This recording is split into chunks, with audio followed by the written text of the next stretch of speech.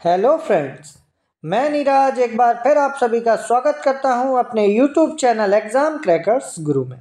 I hope आप सभी ठीक होंगे। तो आज हम कर रहे हैं अध्याय 1 संख्या पद्धति। संख्या पद्धति मतलब नंबर सिस्टम। तो नंबर सिस्टम होता क्या है तो ये हम देख लेते हैं।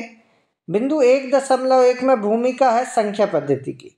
तो आप देखिए, पिछली कक्षाओं में आप संख्या रेखा के बारे में पढ़ चुके हैं और वहाँ आप यह भी पढ़ चुके हैं कि विभिन्न प्रकार की संख्याओं को संख्या रेखा पर किस प्रकार निरूपित किए जाते हैं। आप एक चित्र देख रहे हैं जिसमें एक नंबर लाइन बनी हुई है। नंबर लाइन में आपको पता है कि यह वाला भाग दाएं साइड होता है। दाएं साइड मतलब जहाँ पर धनात्मक संख्याएं लिखी रहती हैं, और एक साइड जहाँ पर ऋणात्मक संख्याएं रहती हैं वह बाएं वाला भाग कहलाता है, बाईं तरफ का भाग कहलाता है। आप देख रहे हैं नंबर सिस्टम पे 1 लिखा है, 2 लिखा है, 3 लिखा है, ऐसा ही आगे आगे करके बढ़ता जाता है। और आप बाएं साइड देख रहे हैं -1, -2, -3, इस साइड नंबर चलते हैं। अब आप बीच पे देख रहे हैं -1/3, 0, 1/4 और 1/2। ये क्या होती? तो ये होती हैं भिन्न। भिन्न को आप ऐसे समझ सकते हैं भिन्न, या इनको हम परिमेय संख्याएं भी कह सकते हैं। चलिए हम आगे इस पर चर्चा करेंगे। तो कल्पना कीजिए कि आप शून्य से चलना प्रारंभ करते हैं। इस रेखा पर धनात्मक दिशा में चलते जा रहे हैं। जहाँ तक आप देख रहे हैं वहाँ तक आपको संख्याएं और संख्याएं ही संख्याएं दिखाई दे रही। आप चित्र में देख रहे हैं एक लड़की दिखाई दे रही है आपको। वो अभी चल रही है दाएं साइड, ठीक है ना। तो दाएं साइड उसको कैसी संख्याएं दिखाई दे रही हैं? धनात्मक। धन का 1, धन का 2, धन का 3। अच्छा, इसके सामने कोई निशान नहीं लगा। तो आप याद रखें, कोई भी संख्या के सामने यदि कोई भी प्रकार का निशान नहीं लगा तो आप उसे मानेंगे कि वह संख्या हमेशा धनात्मक होगी। जैसे मैं बात करूं, 2 लिखा हुआ है, 2 के सामने कोई निशान नहीं है तो हम कहेंगे कि यह धन का 2 होगा, ठीक है ना। चलिए, अब यह लड़की आगे चलती हुई जा रही है। अब आप देखिए, मान लीजिए आप संख्या रेखा पर चलना प्रारंभ करते हैं और कुछ संख्याओं को एकत्रित करते जा रहे हैं। इन संख्याओं को रखने के लिए एक थैला तैयार कीजिए, ठीक है ना। अब ये लड़की क्या कर रही है? एक थैला लिए हुए है जिसमें वो संख्याओं को उठाते जा रही है। संभव है कि आप 1, 2, 3 आदि जैसी केवल प्राप्त संख्याओं को उठाना प्रारंभ कर रहे हैं। क्यों? क्योंकि यदि नंबर लाइन पे आप दाएं साइड जा रहे हैं तो उधर आपको केवल धनात्मक संख्याएं मिलेंगी, और वह संख्याएं कहलाएंगी कौन सी संख्या? हमारी प्राकृत संख्या। आप जानते हैं यह सूची सदैव बढ़ती ही जाएगी। क्या आप बता सकते हैं ऐसा क्यों? तो अतः आपके थैले में अपरिमित रूप से अनेक प्राप्त संख्याएं भर जाती। आपको याद होगा इस संग्रह को हम प्रतीक n से डिनोट करते हैं। अच्छा, n से ही क्यों डिनोट करते हैं? तो n से डिनोट करने का मतलब है हम कर रहे हैं नेचुरल नंबर की बात, ठीक है। हम कर रहे हैं किसकी बात? नेचुरल नंबर्स की। नेचुरल नंबर क्या कहलाते हैं? तो नेचुरल नंबर्स को ही प्राप्त संख्याएं कहा जाता है, ठीक है ना। चलिए आगे हम चलते हैं। अब आप घूम जाइए मतलब आप पलट गए, बाएं साइड जाना प्रारंभ करते हैं।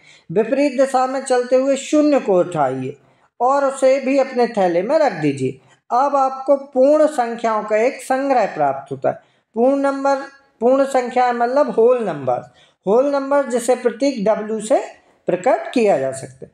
तो हम 2 नंबर्स देख चुके हैं, एक नेचुरल नंबर जिनको हम प्राकृतिक संख्याएं भी कहते हैं, दूसरा हम देख चुके हैं पूर्ण संख्या जिन्हें हम होल नंबर्स भी कहते हैं, ठीक है ना। चलिए, अब आप ये थैला देख पा रहे हैं। इस लड़की के हाथ में एक थैला हुआ है जिसमें इसने अभी तक धनात्मक संख्याएं डाली थी। लास्ट में वह 0 भी डाल रही है। तो 0 डाल रही है, इसके मतलब यदि प्राकृतिक संख्याओं में 0 भी शामिल हो जाता है तो वह होल नंबर कहलाते हैं, ठीक है। चलिए, अब आपको अनेक ऋणात्मक संख्याएं भी दिखाई दे रही हैं, ठीक है। आप इन सभी ऋणात्मक पूर्णांकों को भी अपने थैले में डाल दीजिए। क्या आप बता सकते हैं कि आपका यह नया संग्रह क्या है? तो आपको याद होगा कि यह सभी पूर्णांकों इंटीजर्स का संग्रह है और इसे प्रतीक Z से प्रकट किया जाता है, ठीक है। अब z से क्यों किया जाता है, तो z की भी एक अलग कहानी है। z ही क्यों, क्योंकि z जर्मन शब्द ज़हलीन से लिया गया है, जिसका अर्थ होता है गिनना, गिनना मतलब काउंटिंग, और ज़हल, ज़हल जिसका अर्थ होता है संख्या। तो आपको प्रश्न में पूछा जा सकता है कि पूर्णांक इंटीजर, आपने अभी देखा नेचुरल नंबर n होना चाहिए, होल नंबर w होना चाहिए, ऐसा ही पूर्णांक इंटीजर का i होना चाहिए था, ठीक है, लेकिन i की जगह क्या हो रहा है, z। तो आपके प्रश्न पत्र में ये प्रश्न जरूर बनेगा कि पूर्णांकों के संग्रह को इंटीजर कहा जाता है, उसे किस प्रतीक से प्रकट किया जा सकता है, तो z, ठीक है। z से क्यों, क्योंकि ज़हलन, ज़हलन का अर्थ होता है गिनना, और ज़हल, ज़हल का अर्थ होता है संख्या। अब आप देख रहे हैं लड़की के हाथ में एक थैला है जिसके ऊपर z लिखा हुआ है। z में आपने धनात्मक उठाए थे, 0 उठाया था, और ऋणात्मक भी संख्या उसने डाल दी। आप देख रहे हैं ऋण 40, ऋण 757, ऋण 66, ऋण 21, इस टाइप के इसमें डले हुए हैं। अब हम चलते हैं, क्या आप अभी भी संख्या रेखा पर संख्याएं बची हैं? जी, निश्चित रूप से रेखा पर संख्याएं बची हैं। कौन सी संख्याएं बची हैं? भिन्न वाली संख्याएं बची हुई हैं। 1/2 बचा है, 3/4 बचा है, 2005 -/2006, ऐसी संख्याएं भी बची हुई। तो आप इस प्रकार की संख्याओं को भी यदि थैले में डाल देते हैं तो वह संख्याएं कहलाती हैं परिमेय संख्या, जिन्हें हम कहेंगे रैशनल नंबर्स, ठीक है। मैंने आपको बताया था परिमेय संख्याओं को ही भिन्न कहा जाता है, ठीक है। परिमेय संख्या मतलब रैशनल नंबर। अब आप देखिए इसने क्या किया, थैले में क्या रखी थी, थैले में धनात्मक रखे थे, ऋणात्मक रखे थे, 0 रखे थे। अब उसने क्या किया है, उसने परिमेय संख्याओं को उठा लिया। परिमेय संख्याओं को मतलब उसने भिन्न वालों को भी उठा लिया है। अब ये देख रहे हैं, अब आप थैले पर सिंबल देख रहे हैं, ये लड़की भागते हुए जा रही है, खींचते हुए जा रही है अपने थैले को, क्यों, क्योंकि इसमें सारे प्रकार के नंबर्स इसने भर लिए, ठीक है, का संग्रह हो जाएगा।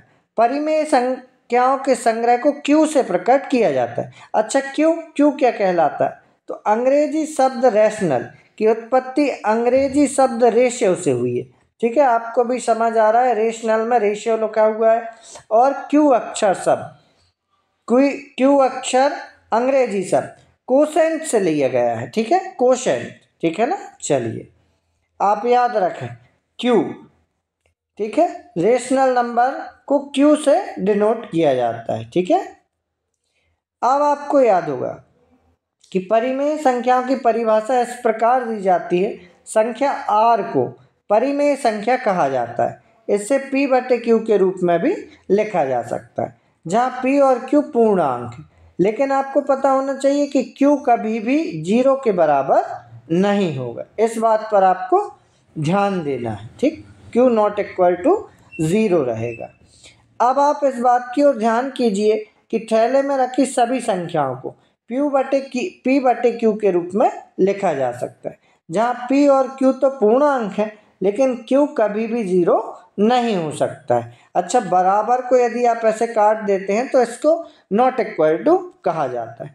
उदाहरण के लिए यदि -25 है तो इसे अपन कैसे लिख सकते हैं, -25/1। आपको ये तो पता होगा कभी भी नंबर्स खाली नहीं रहते। जैसे मैं बात करूं 7, तो 7 के गुणा में हमेशा 1 रहता है, ठीक है, भले दिखे या ना दिखे। ऐसे ही क्या हम ये कह सकते हैं 7 के भाग में भी 1 है?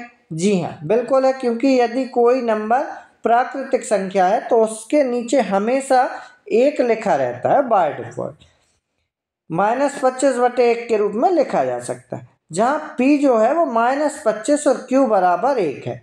इस तरह हम कह सकते हैं कि परिमेय संख्याओं के अंतर्गत प्राकृतिक संख्याएं, पूर्ण संख्याएं और पूर्णांक भी आ सकते हैं। तो यह आपका कैसा प्रश्न बनेगा, सत्यासत्य का प्रश्न बनेगा। क्या परिमेय संख्याओं में प्राकृतिक संख्याएं, पूर्ण संख्याएं और पूर्णांक हो सकते हैं? तो जी बिल्कुल हो सकते हैं। आप यह भी जानते हैं कि परिमेय संख्याओं को p/q के रूप में अद्वितीय यूनिक निरूपण नहीं होता है, जहाँ p और q पूर्णांक है, q ≠ 0। उदाहरण के लिए यदि हम बात करें 1/2 बराबर 2/4 बराबर 10/20 बराबर 25/50 बराबर 47/94, इसको हम कहेंगे तुल्य परिमेय भिन्न या समतुल्य भिन्न। अच्छा, ये कैसे बराबर हो रही, तो आप देखिए मैन जो है, मैन भिन्न है आपकी 1/2, आपकी मैन भिन्न कौन सी बता दी मैंने, 1/2। अब आप किसी को भी काटेंगे तो वो 1/2 के बराबर आएगा।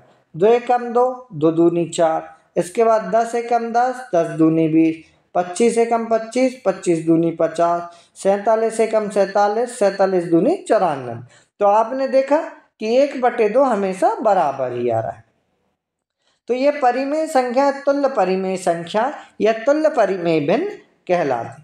फिर भी जब हम इन्हें पाते हैं P/Q एक परिमेय संख्या है, जब हम P/Q को एक संख्या रेखा पर निरूपित करते हैं तब हम यह मान लेते हैं कि Q नॉट इक्वल टू 0, मतलब Q कभी भी 0 नहीं हो सकता।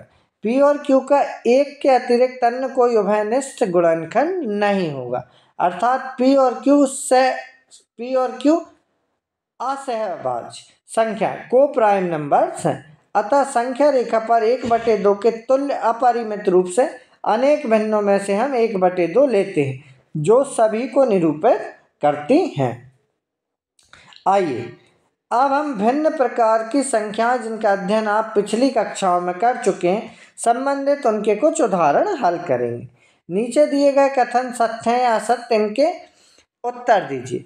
तो इनने पूछा है प्रत्येक पूर्ण संख्या एक प्राकृतिक संख्या होती है, तो आप बताइए, आपने अभी पढ़ा है, तो क्या पूर्ण संख्याओं में प्राकृतिक संख्या होती है? तो जी नहीं। क्यों नहीं होती? क्योंकि शून्य एक पूर्ण संख्या है परंतु प्राकृतिक नहीं। इसने पूछा था पूर्ण संख्या प्राकृतिक है कि नहीं, तो बिल्कुल नहीं। यदि वो पूछता प्राकृतिक संख्या पूर्ण संख्या है तो जी हाँ बिल्कुल होती। क्यों? क्योंकि अपन ने देखा प्राकृतिक संख्या 1 2 3 4, तो यही संख्या यदि हम आगे चलें तो यही संख्या पूर्ण संख्याओं में शामिल हो जाएगी। इसमें केवल और केवल क्या ऐड हो जाता है? 0। चलिए, तो इसका उत्तर आप देख लीजिए असत्य, क्योंकि शून्य एक पूर्ण संख्या है परंतु प्राकृतिक संख्या नहीं। अगला प्रश्न, प्रत्येक पूर्णांक एक परिमेय संख्या होता है कि नहीं? जी बिल्कुल होता है। कैसे होता है? अब पूर्णांक मतलब कोई भी एक अंक ले ले। मैंने मान के चला, मैंने ले लिया 97, ठीक। अब ये पूर्णांक था, अब ये परिमेय संख्या है कि नहीं? तो परिमेय संख्या में क्या होना चाहिए? P/Q होना चाहिए। तो आप देख रहे हैं 97। तो अभी आप लोगों को याद होगा मैंने कहा था एक जो है वो हमेशा रहता है, तो भाग में एक अपन कह सकते हैं, क्योंकि 1 से 97 में भाग देंगे 97 आएगा, ठीक है। तो ये हो गया आपका P और ये हो गया आपका Q। तो परिमेय संख्याएं क्या होती हैं? जिनमें भिन्न होता है, ठीक है। इसलिए यह भी सत्य है, क्योंकि पूर्णांक m को m/1 मैंने अभी बताया आपको के रूप में लिख सकते हैं, इसलिए यह एक परिमेय संख्या है। चलिए आगे हम चलते हैं। हमारा तीसरा है प्रत्येक परिमेय संख्या एक पूर्णांक होती है कि नहीं? तो बिल्कुल नहीं हो सकती। कैसे नहीं हो सकती? आपने मान के चलो हमने ले लिया 78/20, ठीक, 78/20। तो आप बताओ क्या हम इसे पूर्णांक कह सकते हैं? नहीं। परिमेय संख्याएं पूर्णांक हो भी सकती हैं और नहीं भी हो सकती हैं, ठीक है, क्लियर है। तो यह असत्य होगा, क्योंकि 3/5 एक पूर्णांक नहीं है। इन्हें उदाहरण लिख के दिया, 3/5 एक पूर्णांक नहीं है। पूर्णांक क्या कहलाते हैं? ठीक, तो आपको अभी ऊपर बताया था हमने पूर्णांक क्या कहलाते हैं, ठीक। चलिए आगे हम चल रहा है। उदाहरण नंबर 2। उदाहरण नंबर 2 हमसे क्या कह रहा है? 1 और 2 के बीच 5 परिमेय संख्या ज्ञात कीजिए, ठीक। तो इसकी मैं आपको लास्ट में शॉर्ट ट्रिक भी बताऊंगा, जब मैं प्रश्नावली हल कराऊंगा तो इसकी एक शॉर्ट ट्रिक भी मैं आपको बताऊंगा। अभी ये कैसे कह रहा है अपन वो देख लेती हैं। हमसे कम 2 विधियों से इसे हल कर सकते। कैसे 2 विधियाँ? जैसे इनने लिया है एक संख्या r मान लिया, एक संख्या s मान लिया, तो इनने एक सूत्र बना दिया है r/s/2, ठीक। तो इनने क्या किया है? पहले 1 ले लिया है, फिर 2 ले लिया है, तो हो गया 3/2। तो ये आ गया आपका 3/2। इस प्रक्रिया को आप 1 और 2 के बीच 4 परिमेय संख्या ज्ञात कर सकते हैं। ठीक, आप ऐसे ही जोड़ते जाएं, मतलब 3/2 आ गया ना, आप फिर से इसमें जोड़ लें। ठीक, तो ऐसे आपकी ये संख्या निकल जाएंगी। चलिए मैं आपको एक ट्रिक बताऊंगा, उससे आपका ये सारा इजी हो जाएगा। ठीक, चलिए जैसे ये रहा। ठीक, सेम क्वेश्चन है दूसरी विधि से।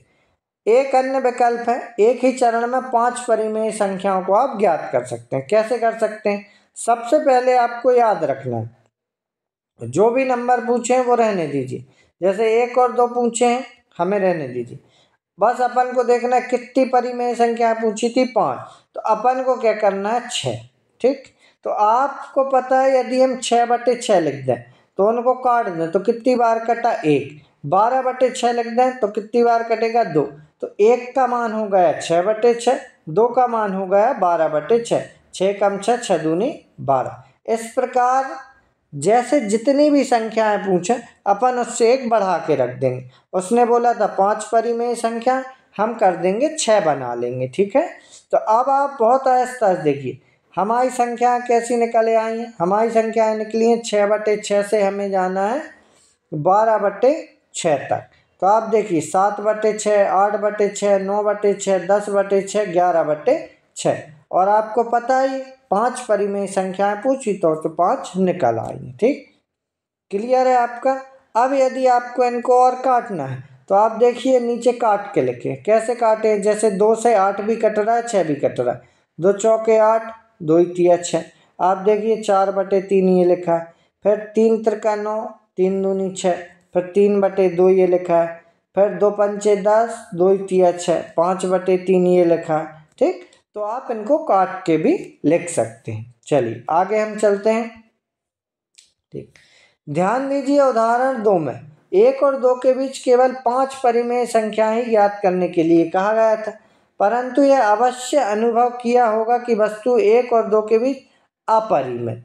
जब भी आपसे ऐसा प्रश्न पूछे कितनी संख्याएं हैं तो आप हमेशा कहेंगे अपरिमित, मतलब इन्फिनिटी संख्या, अनंत संख्या इनके बीच हो सकती है।